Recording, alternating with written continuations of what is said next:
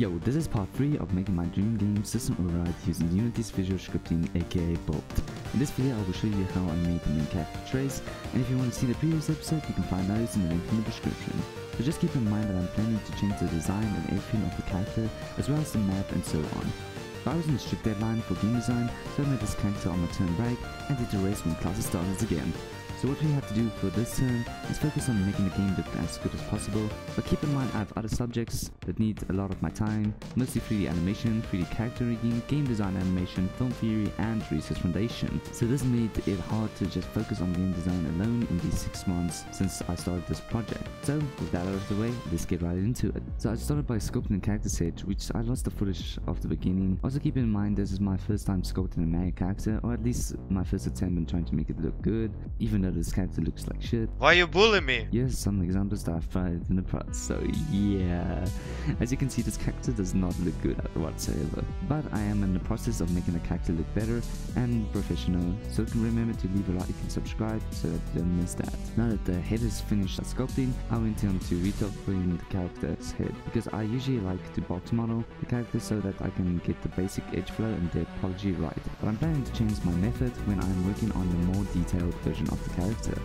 And for the missing footage of the beginning is because I forgot to record it again. And after the retopology is done, I started off by modeling the chest first while trying to work with a low poly mesh and trying to line it up with my model sheet, which I have made last term. After changing the chest until I'm satisfied, I extruded the bottom part of the chair to get the hips of the character and adjusted to fit my reference. So what I usually do with the arms is I insert it and then convert it into a circle using business loop tools.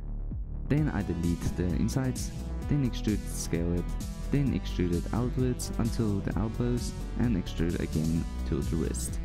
For creating the elbows, I inserted those few edge loops, move it outwards and convert it into a circle. Then I move on to the legs and did exactly the same as what I did with the character's arms. And for the hands, I just copied them from an old model I used in the past and trying to change geometry to fit the character better. And I also have learned a lot of new tricks to edge flows, so I tried to apply those to the new hand. The nice thing is that I only need to make one finger and then I can just copy and paste the rest onto the knuckles of the character, and then I can just Frankenstein them together. Now that the hands is out of the way, I copied the feet also from another character I've made in the past and pieced it together. Luckily for me, the vertices of the legs and the feet are the same, so there was no need to do some crazy fancy things to stitch it together. So this character can't be running butt naked, so it was time to add some clothes to the character. By starting with the pants, I just used the existing geometry of the leg and duplicated Alt-S and shape it to get the shape I want. Getting the pants to work was extremely hard because of the geometry, and I spent a lot of time trying to fix it so that I can add the belt for the character. Then it's time for the mask. Not much to say here, I just extruded from the face and changed a few things here and there. And for the jacket, I had no idea how I was going to model the jacket to follow my reference, so I said just screw it, I'm going to use a simple design and just added this texture to the jacket that I've done it from Polyhaven. And for the skin, I just added this color as a base and then texture paint over it. I was planning to go for a right game type of look, but then I closed Blender without saving the textures and lost all my hard work. Like Blender, why? Unfortunately, if you did not save your texture paints separately from Blender files, then you lose all your texture paints, so always remember to save your textures. But even losing all the hard work, I just said screw it, because I was running behind on schedule for creating this character, so I just tried to finish it as fast as possible in the short time I had left. So it might not look as good as what it was earlier, but I'm planning to redo the character anyway, so it does not really matter. After all was said and done, I went on to modeling the shoes.